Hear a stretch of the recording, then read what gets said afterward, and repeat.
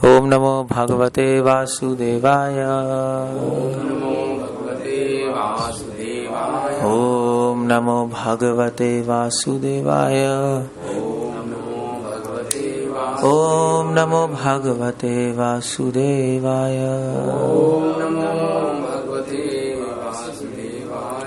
Okay, हम लोग पढ़ रहे हैं 18 चैप्टर 36 वर्ष से आगे, 36 श्लोक से आगे।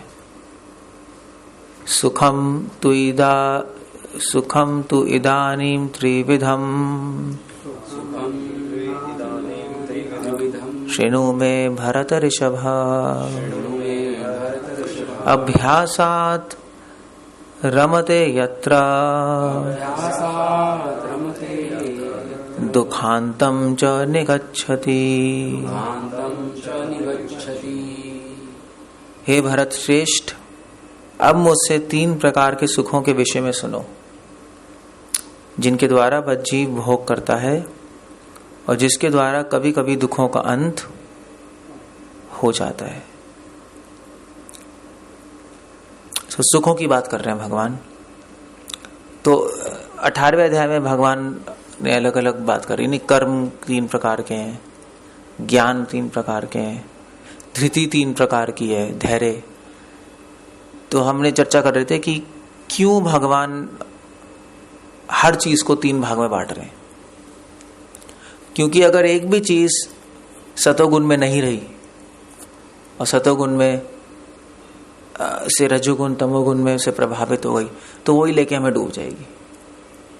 इसलिए भगवान की सेवा में सारी वस्तुएं और सारी भावनाएं, सारे कर्म, सब कुछ भगवान की सेवा में समर्पित करना पड़ेगा। एक भी चीज जो भगवान की सेवा में समर्पित नहीं है वो हमें गिरा देगी। ये भगवान ने गीता में पहले बताया है। इसलिए भगवान हर चीज को 3 भाग में बांट के बता रहे हैं कि देखो, रजोगुण तमोगुण में मत रहो, इसको सतोगुण में रखो। सुख भी 3 गुणों में। ये बहुत इंटरेस्टिंग है। जनरली लोग सोचते हैं सुख है, दुख है। जनरली ऐसी होता है नहीं। लोग कहते हैं भाई तुम भी सुखी रहो, हम भी सुखी रहे। तो अपनी भक्ति करो, हम अपना करेंगे, हमें क्यों तंग कर रहे हो। सो आप ये कोट कर सकते हो, भगवत कोट कर सकते हो। नहीं, सुख भी 3 तरह का है। That's all. सो कौन कौन से सुख हैं? मगर श्रील प्रभुपाद यहाँ पे तात्पर्य में लिख रहे हैं कि जो भी है, चाहे कैसा भी है सुख, बद्ध जीव भौतिक सुख भोगने की बारंबार चेष्टा करता है। सुख चाहे कितने ही तरीके का हो, मगर हम सुख भोगने की चेष्टा करते रहते हैं। पुनः चर्वित चर्वणाम। सो एक्चुअली सारे प्रॉब्लम की जड़ यही है कि हम सुख लेना चाहते हैं। जिसको ये समझ आ गया उसको सारे शास्त्रों का सार समझ आ गया। बस इंद्रिय प्रीति, जहां इंद्रिय प्रीति है वहां शास्त्र नहीं है। जहां शास्त्र है वहां इंद्रिय प्रीति नहीं हो सकती। जहां इंद्रिय प्रीति है वहां शास्त्र नहीं है, जहां शास्त्र है वहां इंद्रिय प्रीति नहीं है। सो हो सकता है हम कभी कभी शास्त्रों का पालन भी कर रहे हैं, मगर अगर वहां आपका इंद्रिय भोग है तो समझ लो कि वहां पे शास्त्रों का पालन करते हुए आप शास्त्रों का पालन नहीं कर रहे। सो विवेक यही है। कभी भी आप कंफ्यूज्ड हो कि मैं काम करूं या ना करूं, तो शास्त्रों में तो बहुत सारी चीजें हैं, बहुत सारी चीजें। और कहां ढूंढोगे? ये एक बॉटल नहीं समझ लो कि अगर उस काम करने में आपको इंद्रिय भोग हो रहा है तो माया है। बस, चाहे आपको शास्त्रीय लग भी रही हो। तो जैसे उदाहरण के लिए अब कोई व्यक्ति डिसाइड कर रहा है कि मैं शादी करूं या ना करूं, तो शास्त्रों में दिया है कि गृहस्थ आश्रम बहुत श्रेष्ठ है। दिया है, नहीं दिया है? तो वो कंफ्यूज हो जाएगा कि शास्त्रों में तो दिया है गृहस्थ आश्रम भी श्रेष्ठ है, कर लूं। शास्त्रों में दिया ब्रह्मचारी आश्रम श्रेष्ठ है, कर लूं। नहीं, अब क्या करूं? शास्त्रों में उलझ के रह जाओगे। उसमें 2-3 तरह के आदेश हैं। सो क्या करें? सो उसमें विवेक ये है कि हमें देखना पड़ेगा कि कहाँ मेरा इंद्रिय भोग हो रहा है। कहीं मैं विवाह अपने एंजॉयमेंट के लिए तो नहीं कर रहा, और जनरली तो ऐसे ही होता है नहीं। सो जस्ट फॉरगेट दैट, वो इंजंक्शन छोड़ दो। सो इस तरह से भगवान, अगर आपने ये समझ लिया तो सीक्रेट आपने सारी समझ ली बस। ऐसे प्रभुपाद एग्जांपल दे रहे हैं, मीट ईटिंग अलाउड है शास्त्रों में, मीट ईटिंग अलाउड होती है, मगर शास्त्र में भी मीट नहीं खाना चाहिए, ऐसा भी लिखा है हमारे भक्ति में, तो मीट खाते नहीं। सो क्या करें, खाएं नहीं खाएं? शास्त्रों में लिखा है कि कहीं ना कहीं अलाउड है, कुछ कुछ एनिमल्स खा सकते हो आप। सो अगर आप मीट ईटिंग कर रहे हो अपने भोग के लिए, एंजॉयमेंट के लिए, सो वो गलत है बिल्कुल। सो बेटर है कि मीट ईटिंग नहीं करना, नहीं, शास्त्रों में लिखा बेटर ये है। क्यों है? क्योंकि फिर उसमें हमारा भोग नहीं होता। कई शास्त्रों में भी दिया है कि लोगों को म्यूजिक नहीं सुनना चाहिए, डांस नहीं करना चाहिए। मगर ऑफ कोर्स अगर भगवान के लिए डांस करो, भगवान के लिए म्यूजिक करो तो बहुत अच्छा है, नहीं, वो अपने भोग के लिए नहीं हो रहा ना। सो बस ये पॉइंट है, सेंस ग्रेटिफिकेशन। मैं प्रभुपाद का पढ़ रहा था एक अभी लेटर, एक डिस्कशन तुलसी पे। सो प्रभुपाद से किसी ने पूछा कि प्रभुपाद, हम तुलसी महारानी को हम एज अ टी ले सकते हैं? टी पीते ना, तुलसी की चाय नहीं पीते लोग, सो ले सकते नहीं ले सकते? सो उन्होंने कहा, प्रभुपाद ने कहा कि क्या, फिर का समझ नहीं आया। तो उन्होंने कहा देखो प्रभुपाद, एक्चुअली जो हमारा रेस्टोरेंट है गोविंदा रेस्टोरेंट, उसमें हम तुलसी की चाय देते हैं। जो कस्टमर्स होते हैं, जो फॉरेनर्स आते हैं, तो उनको बहुत अच्छी लगती है, तो हम दे सकते नहीं दे सकते? प्रभुपाद ने कहा हाँ दे सकते हो, कोई प्रॉब्लम नहीं उनको। तो उन्होंने कहा प्रभुपाद फिर तो टेस्टी है, फिर हम भी पी सकते हैं। प्रभुपाद ने कहा तुम नहीं पी सकते क्योंकि तुम उसमें एंजॉय करोगे, उनको दे सकते हो। समझे नहीं समझे पॉइंट? समझे नहीं समझे? सो पॉइंट यही है, एंजॉय मत करो। तो ऐसे भी चतुर्मास चल रहा है, चतुर्मास में एक में दही नहीं लेते, दूध नहीं लेते, उड़द दाल। क्यों बोला गया? प्रभुपाद ने बोला है क्यों बोला गया? क्योंकि बोला गया कि इससे आपकी टंग कंट्रोल आ जाए, क्योंकि इन्हीं से टेस्टी चीज बनती है ना, दूध से, दही से, यही आइटम्स है ना टेस्टी चीज बनाने के। सो बंद कर दिया, चलो भी 1 महीना आप अपने वो कंट्रोल कर लो। सो पहले जमाने में दूध दही होता था, आजकल अभी चतुर्मास में 1 महीना पिज्जा बंद है, दूसरा महीना चाउमीन, तब यूथ के लिए होना चाहिए सम रूल चेंज। या मेरे ख्याल से हाँ डिवोटीज के केस में चतुर्मास तो डिवोटीज ही फॉलो करेंगे। 1 महीना पेस्ट्रीज बंद है, मे बी डिवोटीज खाते होंगे। सो आइडिया ये है कि सेंस ग्रेटिफिकेशन खत्म हो जाए। अब इस्कॉन में क्या हो रहा है? इस्कॉन में चाय बंद है तो हम गोकुल टी पियेंगे। टी मिल रही है इस्कॉन में? नहीं, मतलब चाय मिलती है, हर्बल चाय मिलती है, उसका टेस्ट बिल्कुल चाय जैसा होता है। गोकुल कॉफी है फॉर एग्जांपल, कॉफी भी मिल रही है, कॉफी नहीं है मगर टेस्ट कॉफी जैसा है। अब पॉइंट क्या है? मतलब आप समझ रहे हो पॉइंट? अब आप सोचो कि हाँ देखो इस्कॉन में मिल रही है चाय, तो वैसी चाय तो है नहीं, हर्बल है, टेस्ट वही है, तो ले नहीं ले? अब ये बताओ कैसे पता लगा आपको? भोग हो रहा है बस। इसमें शास्त्रों में नहीं मिलेगा आपको इसका आंसर।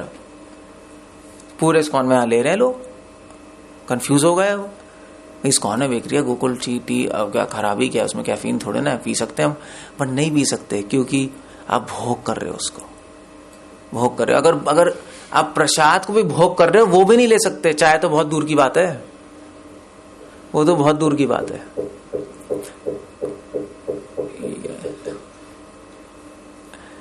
गुस्सा हो गया क्या? शुरू में हो सकता है, बड़ा आइडियल नहीं है बस। एटलीस्ट तो मैं पॉइंट बता रहा हूं, जहां डिसीजन लेना होता है वहां पे आपको, क्योंकि आप कंफ्यूज हो जाओगे, बहुत सारी चीजें चलेंगी, कंफ्यूज हो जाओगे धीरे धीरे। गोकुल टी, गोकुल कॉफी, और पता नहीं क्या क्या आ रहा है, और क्या आ रहा है, और भी अजीब चीजें आ गई है। इस ब्रेड इस्कॉन में, इस्कॉन की ब्रेड बनी बनाई आती है, नहीं आती है? हाँ, तो केक आप कहोगे हाँ देखो इस्कॉन में मिल रहा है, वहां प्रसाद है। प्रसाद क्या खा रहे हो आप? तो एंजॉय कर रहे हो, प्रसाद थोड़ा ना खा रहे हो आप, जाके आप एंजॉय कर रहे हो प्रसाद के नाम पे। So you have to be careful, otherwise आप एंजॉयमेंट करते रहोगे, पॉइंट आपने मिस कर दिया। भोग वासना ही तो कम करनी है, करिए हम रो रहे हैं, प्रोसेस ही भोग वासना कम करना है, आप उस पर ध्यान नहीं दे रहे और बस करते जा रहे हैं प्रोसेस, तो टाइम लगेगा, टाइम लगता है। प्रसाद तो प्रसाद ही है, बट टाइम लगता है फिर उसमें। आप पेस्ट्री खा रहे हो, प्रसाद प्रसाद है, आपको शुद्ध करेगा, मगर अगर भोग करोगे उसको तो समय लगता है, नहीं। इसलिए भगवान 3 तरह के सुख की बात कर रहे हैं यहाँ पर। कितने इंपॉर्टेंट है नहीं है 3 तरह का सुख। तो कौन कौन से सुख है ये 3 तरह के, कौन से? Let's see. 18 चैप्टर 37 श्लोक में कह रहे हैं, यत अग्रे विषम एवं परिणाम अमृतोपमम। ये तो बहुत फेमस श्लोक है। तत्सुखम सात्विकम प्रोक्तम आत्मबुद्धि प्रसादजम। जो प्रारंभ में विष जैसा लगता है, बिल्कुल ही उल्टा लॉजिक है। और सुख जो पहले कैसा लगेगा? विष जैसा। सुख जो पहले दुख लगेगा, विष जैसा दुख लगेगा, लेकिन अंत में अमृत के समान है। जो मनुष्य में आत्म साक्षात्कार जगाता है वह सात्विक सुख कहलाता है। बस, तो वो सुख सात्विक सुख है। जो पहले आपको दुख लगेगा, बाद में सुख लगेगा, तब वो सात्विक सुख है। लेकिन इमेजिन, मतलब अब आप सोच सकते हो कि क्या कह रहे हैं भगवान। देखो उल्टी बात है, बट कॉमन सेंस से उल्टी लगती है। बट अगर कॉमन सेंस सीधी लग रही है तो फिर तो आप ही नहीं सोच लेते। कौन सी बड़ी बात है, वो तो सोच ही रहे हो, फिर गीता सुनने की जरूरत है। जैसे प्रभुपाद एग्जाम्पल दे रहे हैं कि इंद्रियों को कंट्रोल करना शुरू में थोड़ा मुश्किल लगता है, नहीं लगता है? दुख लगता है, क्या ये रोक दिया, वो रोक दिया, इतना मुश्किल हो रहा है। कोई प्रॉब्लम नहीं है, मगर बाद में अंत जब इंद्रिय कंट्रोल हो जाएंगे तो आप परम सुखी हो जाओगे। वो सुख सात्विक सुख है। जो सुख या दूसरे शब्दों में जो सुख फ्री में नहीं मिला, चीपली नहीं मिला, आपने मेहनत करके लिया है ना, तो मेहनत में तो दुखी स्ट्रगल तो होती है ना, तो वो सुख सात्विक सुख होता है। जो शुरू में नो गेन विदाउट, कहा नहीं आता, नो गेन विदाउट पेन, सो वो सात्विक सुख है। ठीक है, दैट्स अ गुड आइडिया। और बट वो सात्विक सुख फिर आत्म बुद्धि प्रसादचम। उस सात्विक सुख जो है वो आत्मा और बुद्धि को शांत कर देता है। वो सुख आत्मा और बुद्धि को शांत कर देगा, आत्म साक्षात्कार जगाता है, वह सात्विक सुख कहलाता है। अभी संसार में लोग मेहनत भी बहुत करते हैं, ऐसे कॉर्पोरेट सेक्टर में नहीं, बिजनेस में बहुत मेहनत की, इतना प्रॉब्लम्स होती है, फिर बाद में उसको बहुत पैसे कमा लाते हैं तो फिर एंजॉय करता है, नहीं तो वो कौन सा सुख हुआ? वो सुख सात्विक सुख नहीं हुआ। आप कहोगे वो भी देखो हो गया, पहले देखो इसने इतनी मेहनत की, दुख था, गरीब था, फिर धीरे धीरे बड़ा आदमी बना, तो सात्विक सुख है? नहीं, क्योंकि उस सुख से आत्मा शांत नहीं हो रही उससे, इसलिए उसको सात्विक सुख नहीं कहेंगे। सात्विक सुख में 2 चीजें हैं, जो पहले दुख लगे और अंत में वो सुख आत्मा को शांत करे, आत्मा के कल्याण के लिए, तो वो सात्विक सुख है। ओके, राजसिक सुख क्या है? विषय इंद्रिय संयोगा तत् अग्रे अमृतोपमम परिणाम विषमेव तत्सुखम राजसम स्मृतम। जो सुख इंद्रियों द्वारा उनके विषय के संसर्ग से प्राप्त होता है, जो सुख इंद्रिय विषयों को इंद्रियों को देने से प्राप्त होता है। समझ रहे हो क्या मतलब है? क्या मतलब है इसको? प्रभुपाद सीधा तात्पर्य में लिख रहे हैं, जब कोई युवक युवती किसी युवती से मिलता है तो इंद्रिय युवक को प्रेरित करती है कि वह उस युवती को देखे, उसका स्पर्श करे, उसे संभोग करे।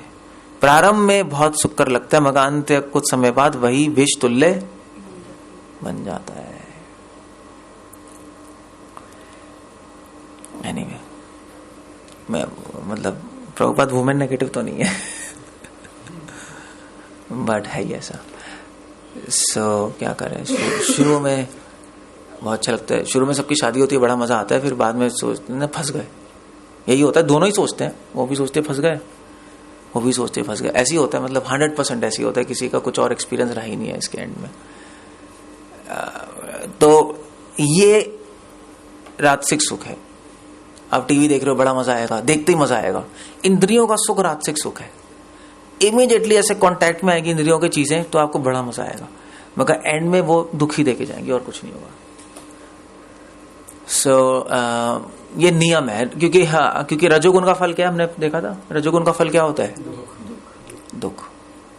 दुखी था ना रजोगुण का फल। रजोगुण का फल दुख है, बीमारियां हैं, प्रॉब्लम्स हैं, रजोगुण आपको फंसा देगा इसके अंदर। तो आप खाओ पेस्ट्रीज, एंड डिमांड में डायबिटीज होगी, फिर करो इंसुलिन लगाते रहो, और क्या होगा, यही होगा और क्या। सो ऑफ कोर्स अब इससे निकलना मुश्किल है नहीं, क्योंकि विषय इंद्रियां और विषय वस्तुओं का बहुत ज्यादा मतलब एक क्या कहते हैं उसको हटाना बहुत मुश्किल है, क्योंकि इंद्रियां विषय वस्तु को छोड़ नहीं पाती, क्योंकि इतना सुख मिलता है उसके अंदर कि इमीडिएटली व्यक्ति उसमें खो जाता है। सो इसलिए हम भक्ति कर रहे हैं कि जिससे हमें हायर टेस्ट मिल जाए। हायर टेस्ट मिल जाएगा तो आत्मा का सुख मिल जाएगा, तो फिर ये सुख अपने आप छूट जाएगा। भगवान की भक्ति का सुख मिलेगा तो धीरे धीरे अपने आप खत्म हो जाएगा, मगर पता होना चाहिए। अब पॉइंट ये है कि अगर आपने पेस्ट्री ली इस्कॉन से, प्रसाद, और आपने खाया और आपको बड़ा अच्छा लग रहा है, टेस्टी लग रही है, तो वो कौन सा सुख हुआ? वो राजसिक होगा। आपने प्रसाद में राजसिक सुख ले लिया, समझ रहे हो? इसलिए भगवान बता रहे हैं ये। और रजोगुण के सुख का अंत क्या है? दुख है, बस। सो ऑफ कोर्स, मगर एक बात है, अगर आप पेस्ट्री लोगे तो टेस्ट तो आएगा ही आएगा उसको अवॉइड नहीं कर सकते ना, टेस्ट तो आता ही है, अच्छा तो लगता ही है, मगर प्रॉब्लम यह है कि उससे एडिक्ट नहीं होना चाहिए। वो टेस्ट हमारे दिमाग में चढ़ नहीं जाना चाहिए, तब वो रजोगुण वाला सुख हो गया, समझे? जब वो टेस्ट आता है तो डिवोटी क्या सोचता है कि ओ कृष्ण कितने अच्छे हैं, उनका महाप्रसाद है, भगवान की कृपा से मुझे मिला है, ठीक है, दैट्स ओके, दैट्स फिनिश, बस खत्म हो गया। अब एडिक्ट नहीं होगा कि अगली बार भी जाएंगे, हाँ पेस्ट्री खरीदेंगे वहां से। देन यू आर इन माया, आप पूरी माया में हो, 100% माया में आप, मगर वो पता नहीं लगेगा, क्योंकि आप कहाँ खरीद रहे हो पेस्ट्री? इस्कॉन। जो काउंटर से मिला था ना, हमने बाहर थोड़ा ना खरीदा है। आप कैसे कह सकते हो माया है? माया है, आपको पता नहीं लग रहा। माया इस तरह काम, इसलिए भगवान ने चैप्टर बता रहे हैं कि माया से बच सके। माया काम वैसे करती है कि हमें पता भी नहीं लगेगा। So you have to understand. इसलिए आप कभी भी जाके, मान लीजिए आप स्टॉल पे गए, महाप्रसाद खरीदें, तो पेस्ट्री आप चूज मत करो उसको, क्योंकि हमारा तो मन करेगा ना, हमारा ही मन कर रहा है खाने का, हमने चूज कर लिया, तो आप पहले ही फंस गए, आप खा गए। अब अगर आपको पेस्ट्री लेनी भी है तो लेके डिवोटीज को दे दो, खराब ही नहीं है। अगर आपको कोई दे रहा है पेस्ट्री तो कोई प्रॉब्लम नहीं है, आपने खुद तो चूज नहीं की ना, भगवान ने दे दी ना आपको, आप स्वीकार करके उसको ले लो, कोई प्रॉब्लम नहीं है। भगवान ने मुझे दिए, अब मैं इसको ग्रहण करके इसको ऑनर कर रहा हूं, दैट्स ऑल। समझे नहीं समझे? तो रजोगुण का सुख ही है। रजोगुण के सुख में हम लोग चूजर बन जाते हैं, चूज करने लगते, क्योंकि हम ढूंढ रहे ना, इंद्रियों के विषय ढूंढ रहे ना, तो ये लेंगे और फिर वो गड़बड़ हो जाती है, then you are stuck there. ये रजोगुण का सुख है। ओके, तमोगुण का सुख क्या है? जो सुख आत्म साक्षात के प्रति अंधा है, यद अग्रे च अनुबंधे, जो शुरू से ही बंधन में डाल देता है। सुखम मोहम आत्मना, और जो आत्मा को मोह में डाल देता है। निद्रा आलस्य प्रमाद तथम तत्तामसम उदाहरतम, ये तमोगुणी सुख है। वो जो सुख शुरू से बंधन में डाल देगा, जैसे नींद का सुख, वो सीधा तमोगुणी सुख है। तो नींद का सुख रजोगुणी सुख नहीं है, वो तमोगुणी है, क्योंकि नींद में तो सब भूल ही जाते हो ना। कई लोगों को बहुत शौक होता है सोने का, पता है? अगर आपको पता है, नहीं पता है, कई बड़े लोगों को भी बहुत शौक होता है, जब भी टाइम मिलता है बस सो जाओ, और टाइम ढूंढते हैं सोने के लिए कई लोग सोचते हैं संडे आज हम ज्यादा सोएंगे, ऐसे भी होता है ना। Then complete nonsense. अब तमोगुण के सुख में ये संडे मंडे कुछ नहीं होता, टाइम जा रहा है। सो ये तमोगुणी सुख है। निद्रा, आलस्य, पागलपन, प्रमाद, ये सब तमोगुणी सुख होता है। पागलपन का सुख क्या है? पागलपन का सुख प्रमाद से जो सुख आता है, प्रमाद उत्थतम, पागलपन से जो सुख आता है वो तमोगुणी सुख है। क्या मत है? कौन सा सुख है? पागल लोग हैं, मतलब डीजे में नाच रहे हैं, पागल ही तो है। देख लो आप, नहीं आप डीजे में जो नाचते क्या है? पागल लगते नहीं लगते? पागलों की तरह नाच नहीं रहे, वो पागलपन का सुख है, तमोगुनी सुख है। और पूरा अंधेरा, उल्टी फुल्टी लाइटें चल रही हैं, भूतों का भूत ही तो ऐसे करते हैं, और क्या करते हैं। ऐसे तो होता है, देखो सारे भूत लगते हैं, उसी समय शराब पीते हैं, उसी में नाचते हैं, वो सब भूतिया डांस है, और क्या है। तो वो तमोगुनी सुख है, सीधा तमोगुनी सुख है। वो कुछ नहीं पता क्या कर रहा है वो। इसीलिए ये नहीं बोलना चाहिए। इसलिए अगर कोई आपसे बोले कि चलो तुम्हारी अपनी लाइफ है, मेरी अपनी लाइफ है, तुम भी सुखी रहो, मैं भी सुखी रहूं, तो उसको क्या आंसर दोगे? उसको ये आंसर देना पड़ेगा, तुम्हारा सुख कौन सा है ये बताओ। हर सुख का अंत सुख में नहीं होता, ये उसको बोलना पड़ेगा। फिर आप कोट कर सकते हो, देखो कोट कर सकते हो, तुम्हारा रजोगुण तमोगुनी सुख है, उसका अंत दुख में है। हमारा सतोगुनी सुख है, उसका अंत सुख में ही, उसका अंत अमृत में है। समझ गए? नहीं समझ गए तो ये आंसर दे सकते हैं उन लोगों को। ओके, अब कृष्णा बता रहे हैं इस लोक में, स्वर्ग लोकों में या देवताओं के मध्य में कोई भी ऐसा व्यक्ति विद्यमान नहीं है जो प्रकृति के 3 गुणों से मुक्त है। 40वें श्लोक में कोई भी नहीं है। तदस्ति पृथ्वीयाम व दिवी देवेशु वा पुनः, चाहे ऊपर देवताओं के लोक में, मनुष्य के लोक में, सत्वम प्रकृति जैर मुक्तम, कोई भी मुक्त नहीं है। देवी त्रय गुण, हम सब किसके इन्फ्लुएंस में? 3 गुणों के प्रभाव में चल रहे हैं। भक्ति करके हम 3 गुणों के प्रभाव से थोड़ा थोड़ा मुक्त हो रहे हैं, मगर पूरी तरह भी मुक्त हम नहीं हुए। इसलिए भगवान ने अपने भक्तों को ये नॉलेज दी है। अब ये नॉलेज तो भक्ति लेंगे ना, अब भक्त तो लेगा नहीं है, कहेगा क्या बकवास कर रहे, मैं सुन ही नहीं रहा। सो भगवान अपने भक्तों को नॉलेज दे रहे नहीं दे रहे? तो इससे क्या पता लग रहा है? इससे पता लग रहा है कि भक्त 3 गुणों में फंस जाते हैं। समझ रहे हो?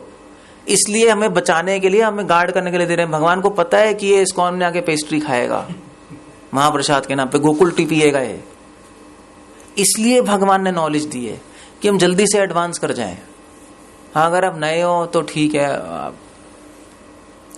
आप कर लो अपना जो भी है, चाहे वह खरीद लो, मगर अगर भगवान की बात अगर एडवांस करना है तो आपको, तब ये नहीं कह सकते मैंने प्रसाद दिया था, देखो बीमार पड़ गया भैया, अब क्या है, आप एंजॉय करोगे तो उसका दुख क्या है, उसका रिजल्ट क्या है, दुखी है और क्या है।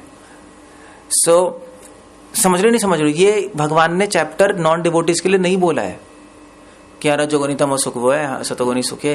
ये डिवोटीज के लिए बोल रहे हैं, क्योंकि भगवान को पता है हम फंस जाते हैं, हम फंस जाते हैं। हमें विवेक देने के लिए आखिरी के 6 चैप्टर्स क्या है? ज्ञान योग है, नहीं है?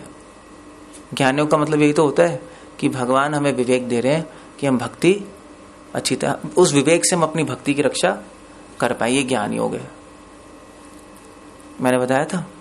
और कर्म योग क्या है? कर्म योग है कि हम भगवान की सेवा करके अपनी भक्ति बढ़ा सकें। ये कर्म योगी है ना, और क्या है? सेवा ही तो है। सो दोनों साथ में चलते हैं, विवेक और सेवा, और फिर भक्ति बढ़ जाती है। ओके, सो हे परंतप, ब्राह्मणों, क्षत्रियों, वैश्यों, शूद्रों के में प्रकृति के गुणों के अनुसार उनके स्वभाव द्वारा उत्पन्न गुणों के द्वारा भेद किए जाते हैं। सो भगवान कह रहे जन्म कर्म, और क्या है? गुना कर्मा विभागश, यही है ना। हर व्यक्ति कुछ ना कुछ गुण से अलग अलग स्वभाव का होता है। हर व्यक्ति अलग अलग स्वभाव का, नहीं किसी को ज्यादा गुस्सा आता है, किसी को कम गुस्सा आता है, कोई शांत है, कोई अशांत है, ऐसे ही चलता है ना। कोई ज्यादा इंटेलिजेंट है, कोई ज्यादा स्ट्रांग है, किसी का माइंड पैसे में ज्यादा लगता है, किसी का कम लगता है। अलग अलग तरीके के लोग हैं। सो भगवान बता रहे देखो 4 तरीके के लोग हैं, और उसमें से 4 तरीके कौन है? ब्राह्मण, क्षत्रिय, वैश्य और शूद्र। अब ये कोई जातिवाद नहीं हो रही कि ब्राह्मण है शूद्र की बात कर रहे हैं। ये गुणों के अनुसार ये एक साइकोलॉजिकल सेटअप है। मानसिक तौर पे 4 तरीके के लोग हमेशा होंगे। जैसे ब्राह्मण कौन है? शमो दम तप शौचम शांति रार्जवमे वच ज्ञानम विज्ञानम आस्तिक्यम ब्रह्म कर्म स्वभावजम। शांति प्रिया, आत्म संयम, तपस्या, पवित्रता, सहिष्णुता, सत्यनिष्ठा, ज्ञान, विज्ञान तथा धार्मिकता, ये सारे स्वाभाविक गुण जिनके द्वारा ब्राह्मण कम कर्म करते हैं। जिनमें ये गुण मिले मतलब वो ब्राह्मणिकल आदमी है, वो ब्राह्मण स्वभाव का है। अब कलयुग में कोई ऐसा आदमी मिलेगा? कोई नहीं है। इसलिए कलयुग में सब क्या है? शूद्र है। शूद्र के भी आ जाएंगे कैरेक्टरिस्टिक, सब शूद्र ही हैं, सब शूद्र स्वभाव वाले हैं। ऐसा कोई नहीं मिल सकता।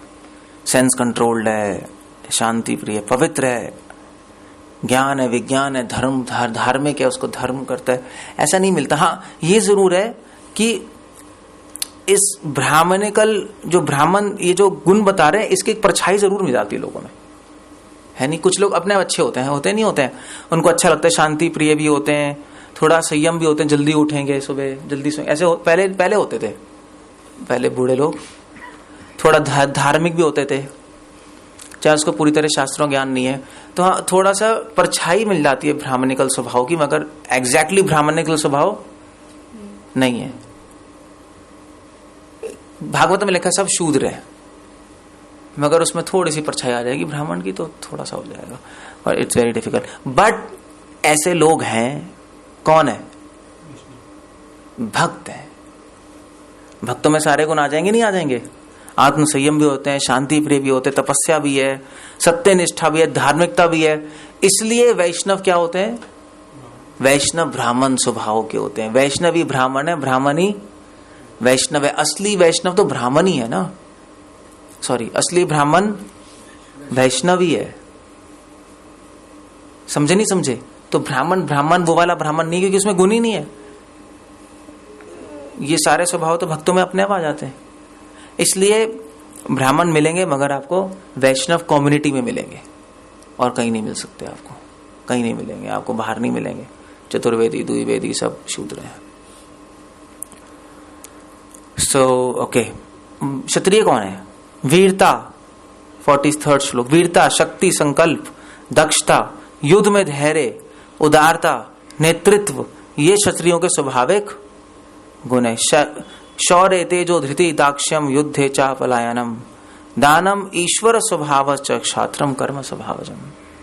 ईश्वर स्वभाव, लीडर को ईश्वर स्वभाव कहते हैं। ये क्षत्रिय हैं। तो ऐसे भी एक्चुअली लोग तो कम ही मिलते हैं, मगर थोड़ा सा जैसे फ्रीडम फाइटर्स जैसे लोग थे ना, थोड़े क्षत्रिय टाइप के लोग थे, अब तो वॉर में तो थोड़ी सी परछाई उनमें क्षत्रियों की आ जाती है, नहीं वो लोग वहां पे फाइट करते हैं। और फिर वैश्य कौन है? कृषि करना, गोरक्षा, व्यापार वैश्यों के स्वाभाविक कर्म है। तो कृषि, गोरक्षा, वाणिज्यम, बिजनेस करना बनिया का स्वभाव है। तो कई लोग, वैसे आप लोग अग्रवाल कम्युनिटी, बिजनेस करने का नेचुरल वो रहता है, स्वभाव रहता है, तो वो वैश्य तरीके ऑफ कोर्स। मगर आप गोरक्षा नहीं कर रहे, कृषि नहीं कर रहे, तो असली वैश्य नहीं हो, मगर वैश्य वृत्ति का आपको परछाई है, थोड़ी परछाई से। अरे समझ रहे हो, इस कलयुग में सब परछाई चल रही है एक्चुअली, असली में तो कोई है नहीं, वहां आइडियल स्टैंडर्ड तक नहीं है। थोड़ा बहुत थोड़ा सा ब्राह्मणिकल है व्यक्ति, थोड़ा सा क्षत्रिय वाले गुण है, थोड़े से वैश्य वाले गुण है, मगर सब क्या है? बेसिकली शूद्र है। क्योंकि शूद्र का स्वभाव क्या है? देख लो, शूद्र का कर्म श्रम तथा अन्यों की सेवा। शूद्र का स्वभाव है मेहनत करना। यही कर रहे हैं ना सब, मेहनत ही कर रहे हैं ना पैसे के लिए। शूद्र मेहनत करेगा पैसे के लिए, बस उसको दिखाई दे रहा है पैसे मिल जाए, मेहनत करूं, अपना जीवन चलाने के लिए मेहनत करेगा, बस उसका कोई एम नहीं है। ऐसा नहीं है ब्राह्मण मेहनत नहीं कर रहा, क्षत्रिय मेहनत नहीं कर रहा। ब्राह्मण मेहनत कर रहा है अपनी आत्मा के उत्थान के लिए, नहीं। क्षत्रिय मेहनत कर रहा है प्रजा की रक्षा के लिए, वैश्य मेहनत कर रहा है देश का पालन करने के लिए, कृषि और रक्षा करके अन्न देने के लिए देश का पालन हो रहा है। शूद्र मेहनत कर रहा है अपने लिए, बस मेरा जुगाड़ हो जाए, पैसे मिल जाए, तो वो सब शूद्र है। सोसाइटी में सब क्या है फिर? शूद्री तो हो गए, इतनी मेहनत कर रहे हैं लोग, मगर लोग उल्टा कहते हैं, देखो मेहनत करनी चाहिए। लोगों का आधा ज्ञान है, नहीं जो अपने कमाई हुई रोटी खाओ, यही कहते हैं ना लोग। और देखो हम अच्छे व्यक्ति हैं, हम इतनी मेहनत करते हैं, अपने हाथ की रोटी खाते हैं, किसी से मांगते नहीं है। बट नॉनसेंस है अल्टीमेटली। तो अगर कोई ऐसा आपको कहे, वैसे लोग कहते नहीं कहते, बहुत लोग कहते हैं, हमें तो कहते हैं बहुत ज्यादा आपको नहीं कहते होंगे कि देखो आप लोग कुछ काम नहीं करते, अपनी मेहनत से नहीं खा रहे, दूसरों से भीख मांग के खाते हो, अपनी मेहनत से खाओ, अपनी कमाई रोटी खाओ। तो उसका आंसर क्या दोगे आप उसको? क्या दोगे अगर आपसे कोई बोले तो? है वो तो ठीक है, मगर इस कॉन्टेक्स्ट में आप किस वर्ण में आते हैं? भुवनेश पागल हो गया, तो उसको वर्ण नहीं समझ नहीं आएगा, फिर वर्ण बिठाने बैठोगे, ऐसे कुछ ना कोई आंसर, ऐसे डिबेट थोड़ा ना होती है। क्वेश्चन ठीक है, मगर उससे थोड़ा ना बोलोगे ऐसा, उसे सीधा बोलो ना, ठीक है तो मेहनत कर रहे हो मगर किसके लिए कर रहे हो ये बताओ। क्योंकि शूद्र, हाँ बीवी तो वही अपना ही, अपने लिए तो कर रहा है, अपने लिए कर रहा है ना, अपने कुटुंब के लिए, अपने लिए, बस ये प्रॉब्लम है, इसलिए तुम शूद्र हो। मेहनत करना खराब नहीं है, मगर तुम शूद्र हो, तुम्हारी मेहनत अपने लिए हो रही है, बस दैट्स ऑल, फिनिश। ये शूद्र है, श्रम करता है और अन्यों की सेवा करता है। अन्य की मतलब यही तो कर रहे हैं, जॉब करते हैं, जॉब करने वाले सब शूद्र हैं भाई। मेरा बॉस और ये और वो, बॉस की चाटुकारी देखो तो करना ही पड़ेगी, मतलब आप उससे तो एस्केप कर ही नहीं सकते किसी भी जॉब में। सो वो शूद्र को अच्छा लगता है। ऐसा नहीं शूद्र कहेगा हाँ चलो मेरा जुगाड़ सेट है, थोड़ी बहुत चाटुकारिता कर लो, कोई प्रॉब्लम नहीं है, अपने पैसे तो मिल रहे हैं ना मुझे, 60, 70, 1 लाख तो मिल रहा है, हाँ ठीक है यार, थोड़ा सा उसको बोल देंगे क्या चलता है। ये सब छोटी छोटी ये शूद्र होते हैं, नहीं छोटी छोटी छिचोली बातें, उसको प्रेस कर देना, उसको प्रेस कर देना, जुगाड़ करके पैसे के लिए बस जीवन जीना, ये क्या है? ये कोई एम ही नहीं है ना उसका, तो कोई एम ही नहीं है लाइफ का, इसको शूद्र कहते हैं। तो मोस्टली सब क्या है? शूद्र है। सारे बड़े बड़े लोग भी शूद्र हैं, जो बहुत बड़े बड़े अपने आप को लोग कहते हैं, मतलब साइंटिस्ट भी शूद्र है, वो भी पैसे कमाने के लिए कर रहे हैं। आपके मिनिस्टर सब शूद्र ही तो हैं, पैसे के लिए तो कर रहे हैं मेहनत, और क्या कर रहे हैं। ये राइटर्स सब इंटेलिजेंट लोग जो अपने को सो कॉल्ड इंटेलिजेंट कहते हैं, सब शूद्र हैं, क्योंकि सब लोग अपने लिए मेहनत कर रहे हैं। बस ये वैदिक सोसाइटी बिल्कुल अलग थी। अपने लिए मेहनत करना मतलब भोग करना, मतलब आप फंस गए इल्यूजन में, आप सीधा। कितना फर्क है, नहीं? तो इसलिए एटलीस्ट हमें शूद्र के स्वभाव में नहीं रहना चाहिए। भक्ति करने से शूद्र का स्वभाव खत्म हो जाएगा, क्योंकि भक्ति करने से स्वार्थ हट जाएगा ना। शूद्र में प्रॉब्लम मेहनत करना नहीं, शूद्र में प्रॉब्लम दूसरों की सेवा करनी, शूद्र में प्रॉब्लम है अपने लिए करना। यही है ना, अपने लिए भक्ति में आते ही सबसे पहले व्यक्ति का स्वभाव खत्म हो जाता है। उसको पता लग जाएगा ना, मुझे अपने लिए नहीं करना, मुझे किसके लिए करना है?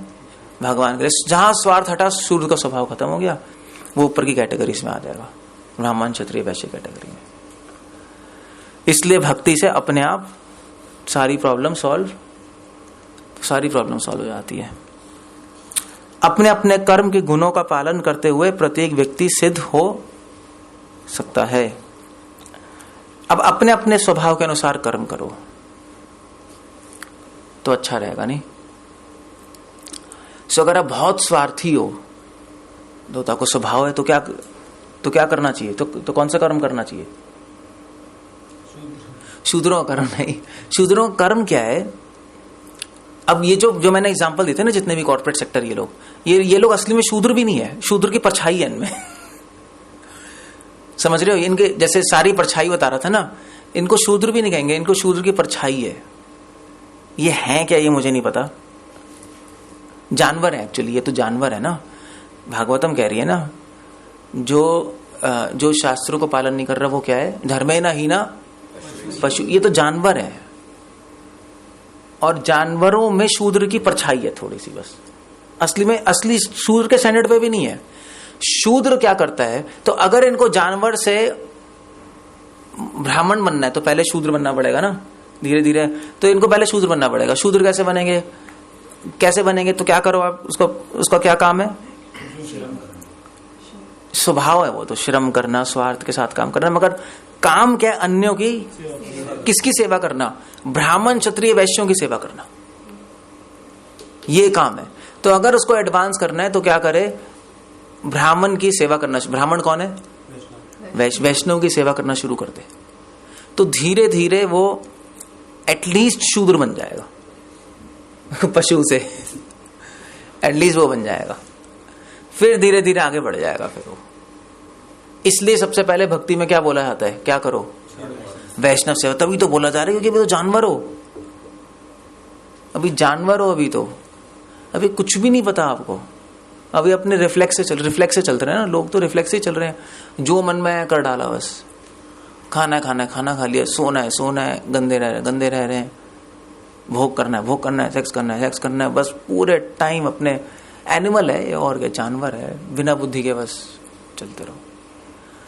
सो एटलीस्ट शूद्र बन जाएगा वो, एटलीस्ट। अब स्वार्थ तो है, स्वार्थ तो इमीडिएटली हटता नहीं ना, स्वार्थ कैसे हटेगा, स्वार्थ हटता नहीं ना इमीडिएट। तो भी बोला जाता चलो भी तुम वैष्णव सेवा करो, जो नए डिवोटी, जो नए लोग आते हैं, और तुम्हें इससे क्या मिलेगा, सुख और शांति। उसको स्वार्थ का भी थोड़ा सा देना पड़ेगा, सुख शांति मिलेगी, प्रसाद मिलेगा, खुश हो जाओगे। हाँ अब मैं करूँगा नहीं, इस लालच में तो कर ही देगा। तो धीरे धीरे आप सेवा करने लगोगे शूद्र, तो धीरे धीरे फिर ऊपर फिर ब्राह्मणिकल स्वभाव अपने आप आ जाएगा। समझे नहीं समझे? तो ये सारा एक सिस्टम है, सिस्टम। इसलिए भगवान कह रहे हैं अपने गुणों का पालन करते हुए प्रत्येक व्यक्ति सिद्ध हो सकता है। आपका सिद्ध मतलब परफेक्शन, भगवान की प्राप्ति। हाँ, भगवान की प्राप्ति हो सकती है, कोई प्रॉब्लम नहीं है। अगर आप वैष्णव की सेवा कर रहे हो तो आपको ब्राह्मण बनने की भी जरूरत नहीं है, वही सबसे बड़ी चीज हो गई। नहीं, सेवा करते करते आप पहुंच जाओगे। समझे नहीं समझे? तो शूद्र बनना खराब नहीं है, बल्कि बहुत एडवांटेजेस पोजीशन है, क्योंकि ब्राह्मण को तो फिर भी अहंकार आ सकता है, शूद्र को भी अहंकार नहीं आएगा कि मेरे को तो कोई गुण ही नहीं है, मैं तो ब्राह्मण, मैं तो वैष्णव की सेवा कर रहा हूँ, ठीक है भगवान, अब मैं तो कुछ नहीं कर सकता, अब आप ही मेरा कल्याण कीजिए। तो उससे तो बहुत जल्दी खुश हो जाएंगे भगवान। समझे नहीं समझे? So that's a good idea.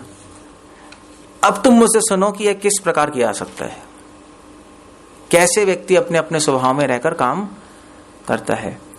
जो सभी प्राणियों का उद्गम है और सर्वव्यापी है, उस भगवान की उपासना करके मनुष्य अपना कर्म करते हुए पूर्णता प्राप्त कर सकता है। भगवान यहाँ पे एक पॉइंट बता रहे हैं, चाहे आप ब्राह्मणिकल स्वभाव के हो, चाहे क्षत्रिय हो, चाहे वैश्य हो, चाहे शूद्र हो, चाहे कैसे ही हो, मगर किसकी सेवा करनी पड़ेगी? भगवान को डिलीट नहीं कर सकते उसमें से आप। जैसे ही भगवान डिलीट होंगे, आप न ब्राह्मण रहोगे, न क्षत्रिय, न शूद्र, न वैश्य। आप क्या बन जाओगे? चंडाल बन गए, सीधा मलेच्छ बन गए। आप सिस्टम से ही बाहर हो गए, भगवान को डिलीट करते सिस्टम से ही बाहर हो गए। इसलिए भगवान ने ये वर्णाश्रम के बाद सीधा श्लोक बोला है कि मनुष्य अपना कर्म करते पूर्णता प्राप्त कर सकता है जो भगवान की उपासना करता है। एक ब्राह्मण अपने गुणों से भगवान की सेवा करेगा, है नहीं? अपने आत्म संयम से, अपने सत्यनिष्ठा से, इससे भगवान की सेवा करेगा। क्या करेगा सेवा? इसका प्रचार करेगा, नहीं करेगा, दूसरों को सिखाएगा, ये सेवा ही तो हो गई, भक्ति सिखाएगा। एक क्षत्रिय अपने गुणों से भगवान की सेवा करता है। क्षत्रिय क्या करते हैं? मैनेजमेंट। अगर आपको स्वभाव क्षत्रिय तो मैनेजमेंट करो, प्रचार करो, प्रोग्राम्स को मैनेज करो, वो क्षत्रिय हो गया। वैश्य करता है बिजनेस, अगर आपको बिजनेस माइंडेड हो तो भगवान के लिए पैसे ले आओ, क्या हो गया, कमा लो, आप पैसे मैनेज करो। और शूद्र क्या है? अगर आप दूसरे वैष्णव की सेवा करो, तो उस तरह से तो इसको बोलते हैं दैवी वर्णाश्रम, इसको दैवी वर्णाश्रम बोलते हैं। एक होता है आसुरी वर्णाश्रम। लंका में आसुरी वर्णाश्रम था, लंका में भी ब्राह्मण थे, पता है आपको? वहां पे भी रामायण में आता है, वाल्मीकि रामायण में, यहाँ पे भी ब्राह्मण लोग वेद पढ़ रहे थे, वेद पढ़ते थे, वहां पे भी वेद पढ़ते थे, मगर सब क्या थे? असुर। तो ऐसा नहीं सब वेद पढ़ने वाले सब भक्ति होते हैं। वहां पे भी क्षत्रिय थे, मैनेजर्स तो होंगे ही, शूद्र भी थे, जो वर्कर्स होंगे, शूद्र स्वभाव के लोग, मगर एक्चुअली वो आसुरी वर्णाश्रम है, क्योंकि वो असली में ब्राह्मण, असली में क्षत्रिय, असली में शूद्र नहीं है, क्योंकि उन्होंने भगवान को, वो सही सिस्टम के कॉपी है, विदाउट भगवान, बस। तो असुरों में क्या होता है? असुर बिल्कुल सेम सिस्टम ले लेते हैं, राम को हटाकर, रावण ने राम को हटा के अपने आप को रख दिया और वो सिस्टम बना दिया, नहीं अब मैं हूं, यही है ना रावण। तो वो आसुरी बन गया। तो आसुरी क्या लोग क्या करते हैं? वो वर्णाश्रम को कॉपी करके फॉलो कर लेते हैं, भगवान को हटा के। भोगी लोग क्या करते हैं? इस संसार के भोगी लोग वर्णाश्रम कॉपी नहीं करते, थोड़ा थोड़ा ले लेते हैं, उसका आधा पौना ले लेते हैं और उसको फॉलो करते रहते हैं। उसमें ना भगवान होते हैं ना असुर होता है, उसमें कौन होता है? उसमें वो खुद होता है, वो खुद होता है। तो आसुरी वर्णाश्रम में तो एज इट इज फॉलो कर लेते हैं, वो कॉपी कर दिया। भोगी वाले क्या करते हैं, वो आसुरी वर्णाश्रम लेते हैं और उसको भी थोड़ा थोड़ा लेके खुद कर लेते हैं, उसमें काट छाट करके आधा पौना करते हैं, वो परछाई चलती है। समझे नहीं समझे? तो वो कॉपी होके ऐसा आता रहता है। समझे नहीं समझ रहे? कोई क्वेश्चन, कोई कंफ्यूजन है? नहीं। सो ये चलता है बस यहाँ पर। जी की बड़ी पूजा करी रावण ने। किसकी? शिव जी की। तो वो तो बात ही अलग है, वो तो चलो, हाँ, वो पॉइंट ही अलग है। खैर हाँ, क्यों? तो मैंने बताया नहीं था 16वें श्लोक में, सॉरी 16वें चैप्टर में, सॉरी 16वां था 16वां दैवी तथा असुरी में, कि जो असुर हैं तो उनमें भी सतोगुणों के लक्षण होते रजोगुण तमोगुण में, मगर बाहर से सतोगुण के लक्षण हो आ जाते हैं। उनमें भी दया होती है, उनमें भी हिंसा होती है, मगर अंदर से उनकी श्रद्धा होती है रजोगुण तमोगुण में। श्रद्धा रजोगुण तमोगुण में होती है। श्रद्धा गंदी चीजों में होती है, मगर फॉलो अच्छी चीज कर रहे होते हैं। उस गंदगी को छुपाने के लिए एक्चुअली उनका ये सिस्टम होता है, समझे? उनकी श्रद्धा तो है हिंसा में, मार काट में। से रावण राक्षस है ना, श्रद्धा तो है स्वार्थ में है ना। श्रद्धा है शास्त्रों को नहीं पालन करने में, अपने आइडियाज फॉलो करने में, मगर कर क्या रहा है? कर सारी चीज अच्छी चीज रहा है, सतोगुण की चीज। देखो तो रावण की लंका में भी तो रूल्स तो होंगे ना, किसी को मारो मत, दया करो, लव ईच अदर, यही होगा, वहां पे भी होगा ये सारी चीजें। तो सतोगुण के सारे गुण है, मगर श्रद्धा गलत चीज में, श्रद्धा अपने में। सतोगुण में जो असली में सतोगुण में होता है, उसकी श्रद्धा कहाँ होती है? उसकी श्रद्धा भगवान और शास्त्रों में होती है, तब उसका सतोगुण है। समझे नहीं समझे? तो इसलिए आप अब इसका टिपिकल जो एग्जाम्पल है वो अमेरिका है। टिपिकल एग्जाम्पल, सब बहुत अच्छे हैं, सुपर एटिकेट्स। मतलब आप कहोगे कि अगर आप कहोगे यार ये लोग कितने अच्छे हैं, मतलब इंडियंस, और ये सब तो नॉनसेंस लोग हैं, जंगली हैं, ऐसा देखने से लगेगा। बहुत हेल्प करते हैं एक दूसरे की, बहुत एटिकेट्स हैं और सब कुछ है, बट है क्या? वो है असुर और राक्षस। क्योंकि श्रद्धा किसमें है? श्रद्धा भोग करने में है, अपने में है, भगवान भी नहीं, शास्त्र भी नहीं है। समझे? तो इसलिए होती है। इसलिए ऐसा नहीं समझना चाहिए कि अच्छा आदमी है। अच्छा आदमी अच्छे गुणों से नहीं पता लगेगा आपको। अच्छा आदमी कैसे पता लगेगा? श्रद्धा से। इसलिए वो चैप्टर का नाम क्या है? 17 चैप्टर, श्रद्धा के 3 विभाग। तभी भगवान ने बोला कंफ्यूज मत हो जाओ। 16वां अध्याय है दैवी तथा आसुरी गुण। अब हम कंफ्यूज हो जाएंगे, देखो इसमें अच्छे गुण है। भगवान ने कहा नहीं, अच्छे गुण से नहीं पता लगेगा, श्रद्धा से पता लगेगा। तो 17 चैप्टर में श्रद्धा के 3 विभाग बता दिए और आपको डीप डेप्थ में ले गए। समझ रहे हो नहीं समझ रहे हो? सो एक सीक्वेंस, गीता साइकोलॉजिकल बुक है, नहीं साइकोलॉजी की सबसे बेस्ट बुक है मुझे लगता है।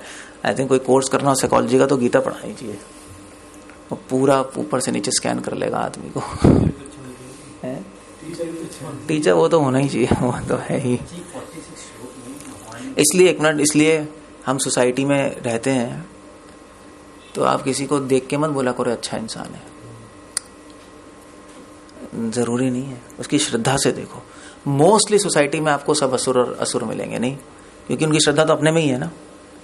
अच्छा नहीं कह सकते, मगर इस्कॉन में भी प्रॉब्लम है। इस्कॉन में भी लोग कहते हैं अच्छा तो व्यक्ति है, हमसे भी कहते हैं, हम तो क्रिटिसाइज कर देते हैं। हम तो कहते हैं भोगी मर जाए आज। तो मुझे किसी ने बोला था यार वो रिलेटिव जो वो रिलेटिव नहीं, कोई ऐसी कोई व्यक्ति था, कोई हॉस्पिटल में, देखो बेचारे का एक्सीडेंट हो गया। मैंने कहा बेचारा क्यों कह रहे हो उसको? उसके बाद होना ही चाहिए वो आज मरे, मेरा आशीर्वाद है, मर जाए वो आज। क्योंकि उसका धरती पे रहने का फायदा ही क्या? वो जैसे ही सही होगा क्या करेगा? इमीडिएटली भोग करेगा, पाप करेगा, दूसरों को तंग करेगा। 100% सही होते ही करेगा।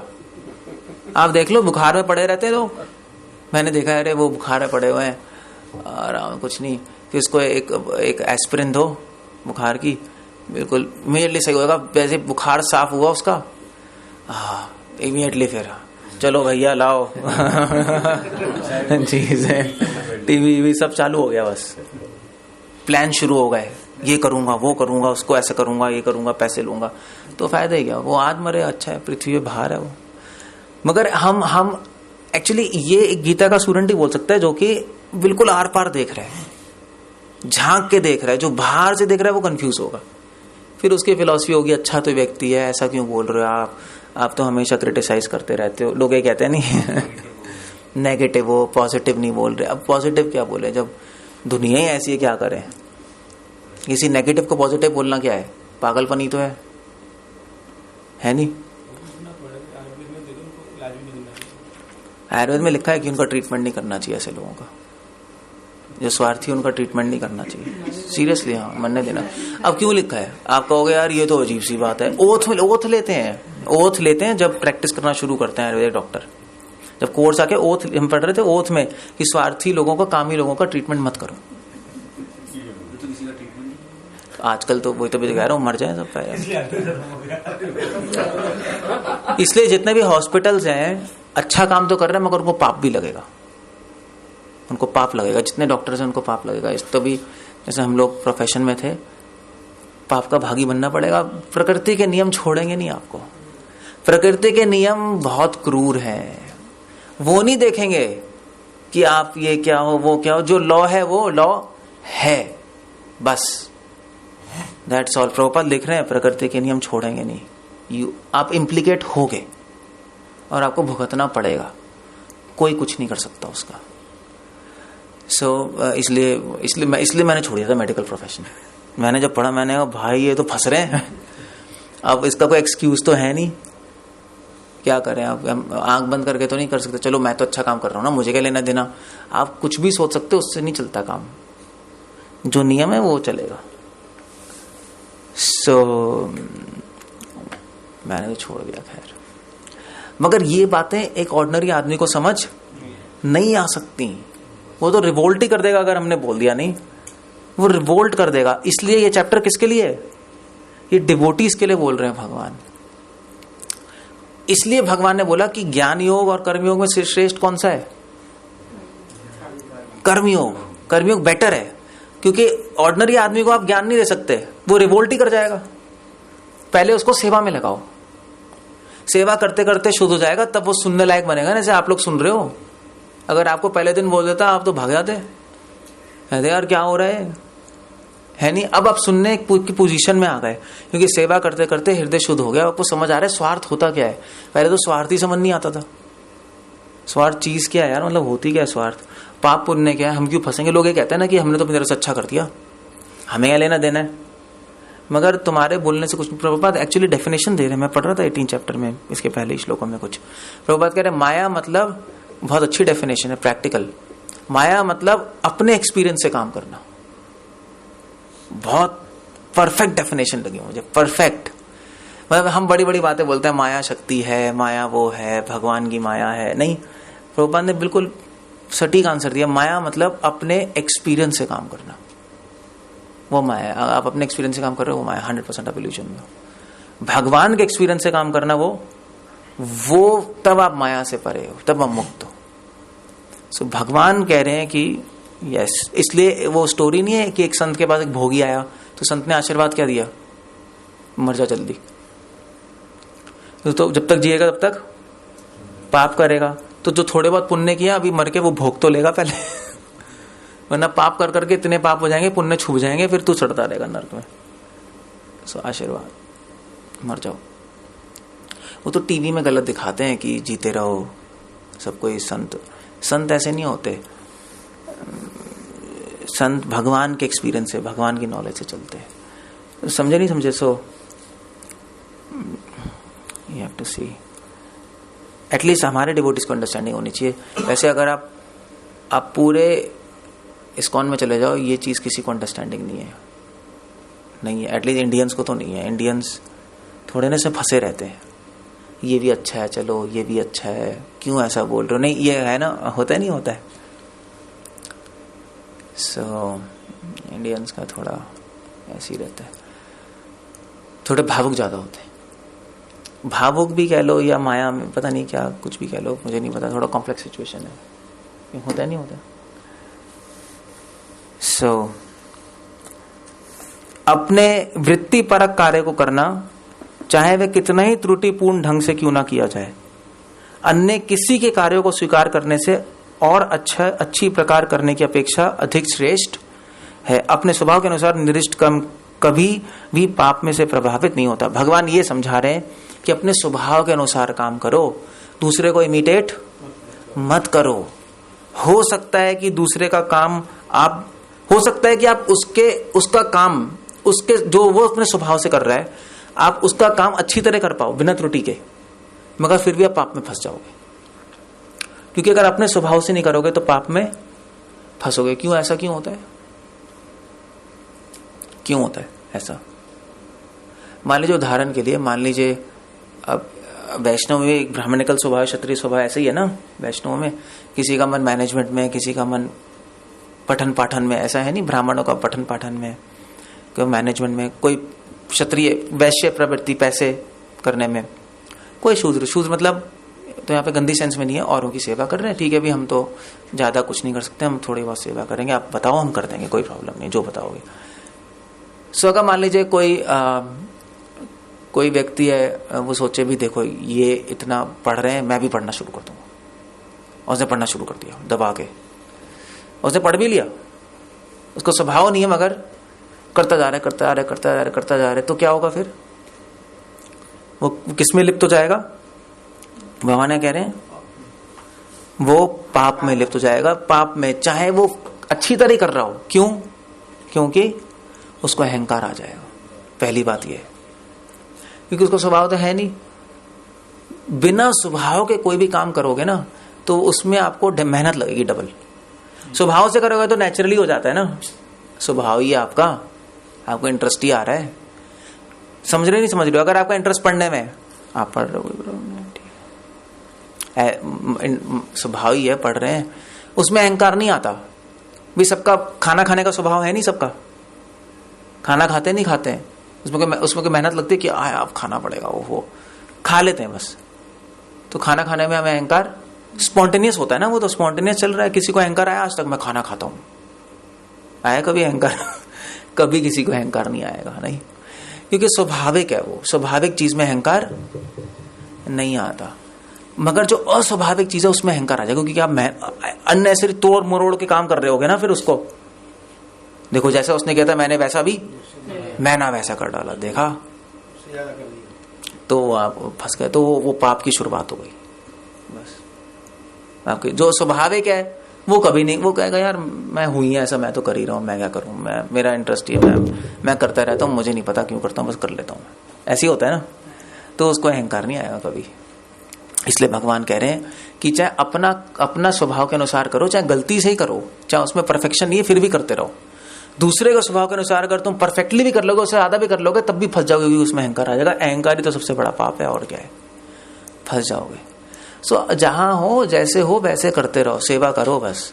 इमिटेट तोड़ मरोड़ के करने की कोशिश मत करो। सोसाइटी बिल्कुल उल्टी है, नहीं, यहाँ पे तो यही कहते हैं उसके जैसा बनो, उससे आगे निकलो। बिल्कुल उल्टी एडवाइस है, बिल्कुल उल्टी एडवाइस है। भगवान जो एडवाइस कर रहे हैं बिल्कुल उल्टा कर रहे हैं, तभी सब परेशान है, सब परेशान। सभी डॉक्टर बनेंगे, क्यों भाई, क्यों बनेंगे सभी डॉक्टर? सभी पेरेंट्स अपने बच्चे को, मेरा बेटा डॉक्टर इंजीनियर, क्यों यार? तुम उससे तो पूछो उसको क्या अच्छा लगता है, तुम क्यों थोप रहे हो उस पे? वो परेशान होगा, सुसाइड करेगा, और क्या होगा, पागल होगा, वो पाप में फंसेगा। परेशान होगा तो पाप वाली काम करेगा ना, फिर परेशानी कहीं तो निकालेगा, फिर गंदे काम करेगा, उसको इंटरेस्ट ही नहीं आ रहा। इंटरेस्ट से करेगा तो गंदे काम में फिर नहीं फंसेगा, उसको इंटरेस्ट ही आ गया ना। अगर आप पूछो भी तेरा किस में इंटरेस्ट है, सपोज मैं अभी एक मंडेन एग्जांपल दे रहा हूँ, म्यूजिक में, आप म्यूजिक क्लास में डाल दो, ठीक है, पढ़ना नहीं तो म्यूजिशियन बन, तो पाप में नहीं फंसेगा, वो म्यूजिक में ही पड़ा रहेगा ना 24 घंटे।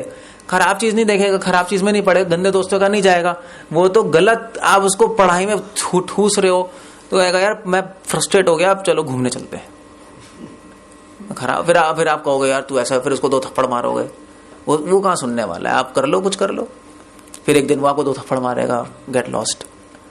आपने तो गड़बड़ शुरू की है, क्यों? क्योंकि भगवान की बात नहीं मानी, बस अपने एक्सपीरियंस से काम किया है, उसको कहते हैं माया।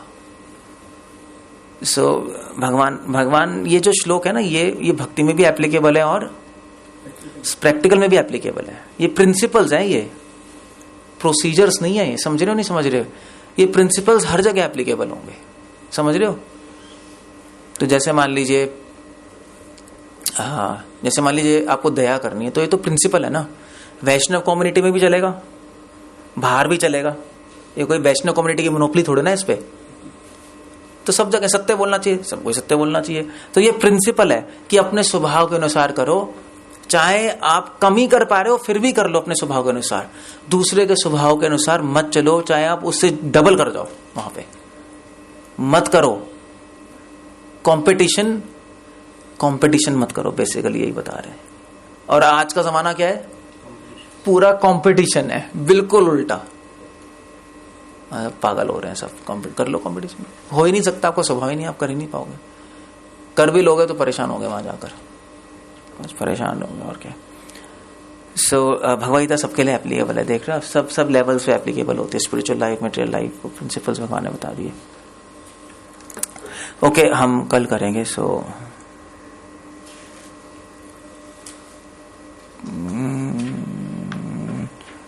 कल करें, हाँ कल आगे बढ़ेंगे, ठीक है। हरे कृष्ण। कुछ पूछना, कुछ कहना है? हरे कृष्ण।